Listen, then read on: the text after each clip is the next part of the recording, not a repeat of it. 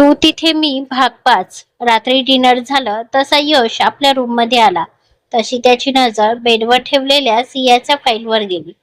कृष्ण ज्यावेळी त्याला ती फाईल दिली होती आणि तो ती वाचणारच की त्याला अर्जंटमध्ये त्या मीटिंगसाठी बाहेर जावं लागलं, म्हणून तो ती फाईल आपल्यासोबत घरी घेऊन आला होता.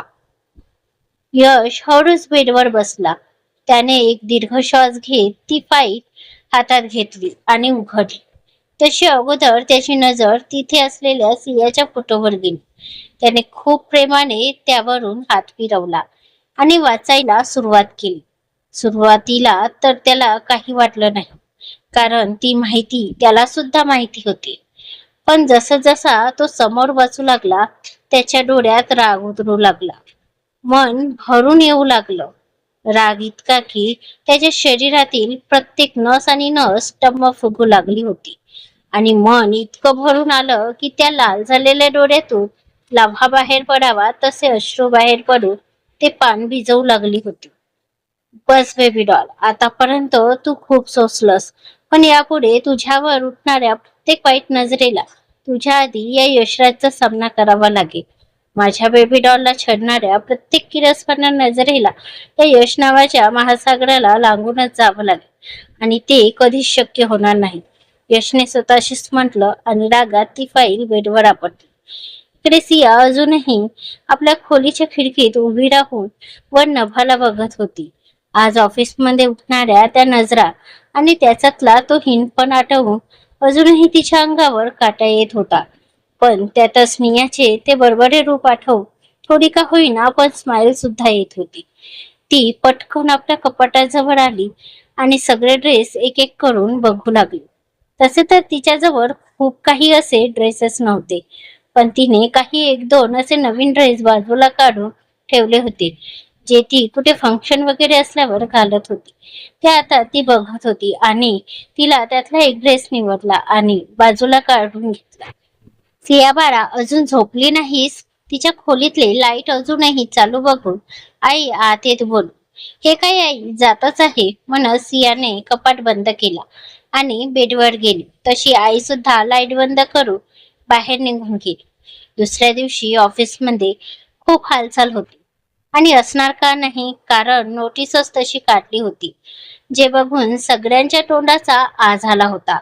त्यांना तर आपल्या डोळ्यांवर विश्वासच बसत नव्हता. सियाला तर तो गोंधळ समजलाच नाही आणि तसही तिला अशा गोष्टीत काडी मात्र रस नव्हता, म्हणून ती सरळ आपल्या डेस्कवर निघून गेली.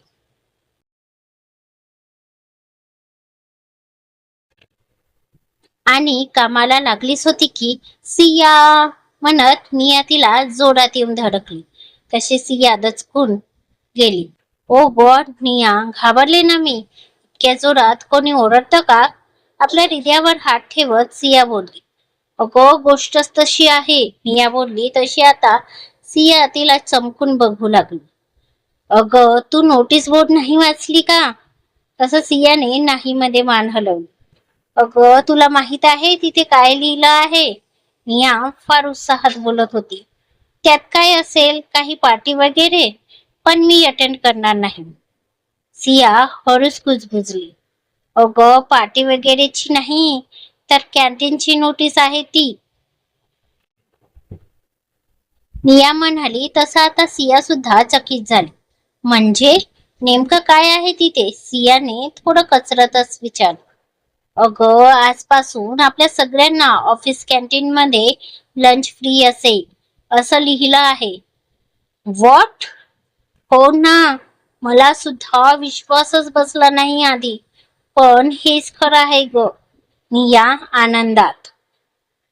म्हणजे आता टिफिनची कटकट गेली, निया म्हणाली आणि आपल्या चेअरवर जाऊन बसली. तिला बघून असं वाटत होतं की बिचारीच्या डोक्यावरून कुणीतरी खूप मोठा भार उचलला. आणि वाटणार का नाही, निया जरी चांगल्या घरची असली तरी ती जॉबसाठी इथे मुंबईमध्ये रूम करून राहत होती. रूम करून राहणं सोबतच सगळं काही एकट्याने मॅनेज करणं किती अवघड असते हे एकटे राहत असलेले समजू शकतात. सियासाठी सुद्धा ही बातमी आनंदाची होती.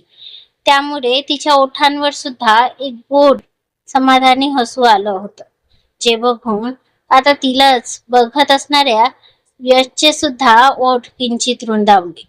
बेबी डॉल, तुझ्या या स्माइलसाठी मी काहीही करेन, हे तर काहीच नाही. यश सियाला बघत हसत म्हणाला. सिया, अगं चल, बघ सगळे गेले सुद्धा. मिया सियाला ओरडत बोलली. लंच ब्रेक झाला असूनही सिया अजूनही आपलं काम करत असल्याने तिला राग आला होता. तसेही या लेकराला कधी एकदा कॅन्टीन मधले ते जेवण कधी एकदा पोटात टाकते असे झाले होते. नोटीस पाहिल्यापासून बिचारीने आतापर्यंत कस तरी पोटातल्या त्या उडी मारणाऱ्या पिल्लांना दाबून धरले होते. त्यात आता सियाचं असं उशीर करण्याने या बिचारीला तर रडूच कोसरलं. तिचा तो रडका आवाज ऐकून सियाने सुद्धा आपलं काम तिथेच थांबत तिच्यासोबत जाणे योग्य समजले. नाहीतर या लेकराचा काय भरोसा, तिथेच हातपाय आपटून भोंगा पसरवायची ती. तशी इकडे नियाची कडी खुलली आणि तिने सियापुढे हात जोडले. नंतर दोघीही कॅन्टीन मध्ये जाऊ लागली. दोघी आत आल्या. तसं ती प्रशस्त कॅन्टीन बघून इकडे मात्र सियाचे डोळे सतार उघडे पडले आणि तिचा आ झाला. ऑफिसची कॅन्टीन खरंच खूप मोठी होती, अगदी एखाद्या 5 स्टार हॉटेल सारखी. बसण्यासाठी टेबल खुर्ची आणि समोर काउंटर आणि त्याच्याच बाजूला फूड काउंटर, जिथे वेगवेगळ्या पदार्थांची आता रांग लागली होती. ती सगळी लक्झरी बघून सियाचे डोळे उघडे पडले आणि ती अपलक ती कॅन्टीन बघू लागली. आता काय बघूनच पोट भरणार आहेस का? मियाच्या आवाजाने सियाची तंद्री तुटली आणि ती तिच्यासोबत आत जाऊ लागली. तसे सगळे तिलाच बघू लागले. तशी तशी सिया संकोचून आपलं अंग आकसून घेत होती. काय करणार, बिचारीने कधी साधंसं हॉटेल सुद्धा बघितलं नाही. एखाद वेळी काय तो टपरीवर चाय तितका घेतला असेल, म्हणून ती थोडी ऑकवर्ड होत होती. तर नियाला मात्र काय तो प्रचंड आनंद झाला होता. तिथे असलेल्या टेबलवर बसत याने तर सरळ मेनू कार्ड हाती घेतला, तर सिया अजूनही आपली नजर तिथल्या कोपऱ्यांवर टाकत होती. थोड्याच वेळात नियाने ऑर्डर केल्याप्रमाणे सगळे जेवण त्यांच्या टेबलवर हजर झाले. तसे ते पदार्थ बघून सिया ती प्लेट बघतच राहिली. हे जेवण जर ती एखाद्या हॉटेलमध्ये खाल्ले असते तर तिला 1000 रुपये तरी द्यावे लागले असते, जे आता ती एकही रुपया न देता खाणार होती. इकडे मात्र नियाने आपलं पोट भरणं सुरू देखील केलं होतं. सिया सुद्धा हळूहळू एक एक घास घेत होती. आज ती पंचपक्वानांची भरलेली प्लेट सुद्धा तिला खूप जड वाटत होती, कारण स्वाभिमानी सियाला ते विनामूल्य मिळत होतं. केबिन मध्ये तिलाच बघत असलेल्या यशला मात्र तिला असं लंच करताना बघून समाधान वाटत होतं आणि त्याने सुद्धा पिऊनला आपलं लंच लावायला सांगितलं आणि तो तिलाच बघत बघत लंच करू लागला. ऑफिस तास संपले तसे सगळे निघून गेले. यश सुद्धा आपलं आपटून निघणारच की त्याची नजर अजूनही कामात गुंतलेल्या त्याच्या बेबी डॉलवर गेली. त्याने लगेच कॉल बेल वाजवली. यस सर, पिऊन आत येत. मिस सियाला सांगा ऑफिस वेळ संपली आहे, त्याने स्क्रीनवर बघत सांगितलं. तसा पिऊन मान हलवत निघून गेला. मॅडम, सगळे गेले, पिऊन सियाजवळ येत म्हणाला.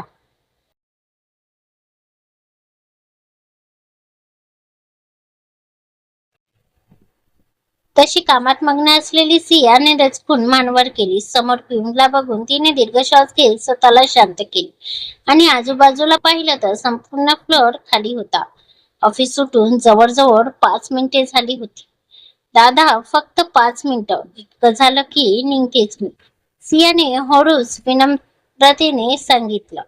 तसा पिऊन निघून गेला आणि सिया पुन्हा कामात गुंतली. सर, ते मॅडमला अजून 5 मिनिटं लागतील म्हणाल्या. पिऊने यशला सांगितलं. तसा यश शांतपणे स्क्रीनवर बघू लागला, जिथे त्याची बेबी डॉल अजूनही कामात गुंतली होती. तिची हीच तर सवय त्याला खूप आवडायची, हातात घेतलेलं काम वेळेत पूर्ण करणे. सर, मी आहे. पिऊन याची ती तिरकस नजर बघून पुढे काही बोलणारच की यशने त्याच्यावर आपली रागीट नजर टाकली. तसं त्याने घाबरून मान खाली टाकली. त्याची बेबी डॉल इथे असताना तो तिला एकटीला सोडून जाऊ तरी शकत होता का? त्याच्या प्रेमळ मनाला ते पटलं तरी असते का? ही तर बिचाऱ्याची मजबुरी होती, जो तिला एम्प्लॉय म्हणून बघत होता. नाहीतर त्याने कधीच तिला आपल्या केबिन मध्ये शिफ्ट केली असती. सियाने म्हटल्याप्रमाणे अगदी 5च मिनिटात आपलं काम पूर्ण केलं आणि एक ती बाहेर पडली. तसा यश सुद्धा आपल्या केबिन मधून बाहेर पडला. दोघेही आपापल्या फ्लोअर वरून निघाले. सिया एम्प्लॉय लिफ्टने खाली आली. दुसऱ्या बाजूला अगदी त्याच वेळेला यश सुद्धा आपल्या पर्सनल लिफ्टने खाली आला आणि दोघेही एकाच वेळी जायला वळले होते की दोघांचीही टक्कर झाली. आऊच म्हणत सिया डोक्याला चोळत बोलली. तसा अभि सुद्धा बघू लागला आणि दोघेही एकमेकांना बघू लागले. सॉरी, यश म्हणाला तेव्हा कुठे जाऊन सिया भानावर आली. सॉरी माझी. यश बोलणारच की इट्स ओके सर, सिया हळूच म्हणाली. तसं यशने तिला इशाऱ्याने समोर चालण्याचा इशारा दिला. सिया सुद्धा खाली मान घालून समोर चालू लागली. पण 2 पावलं चालल्यावर ती थांबली. ते बोलत ती मागे वळली, पण पुन्हा यशला समोर बघून ती डोळे मिसकावत समोर पलटली आणि तिने हात आपल्या डोक्यावर मारून घेतला. पाठीमागे यश तिची ही गोड हरकत बघून स्मित करत होता. त्याला जाणवलं तिला काय म्हणायचं आहे ते. कारण लहानपणी ए यश बघून चालायचं लागलं ना मला बोलून छोट्या सियाने आपले गाल फुगवून घेतले. इट्स ओके, सॉरी ना बाबा, आता अशी रुसू नको. यश तिचे फुगलेले गाल ओढत बोलला.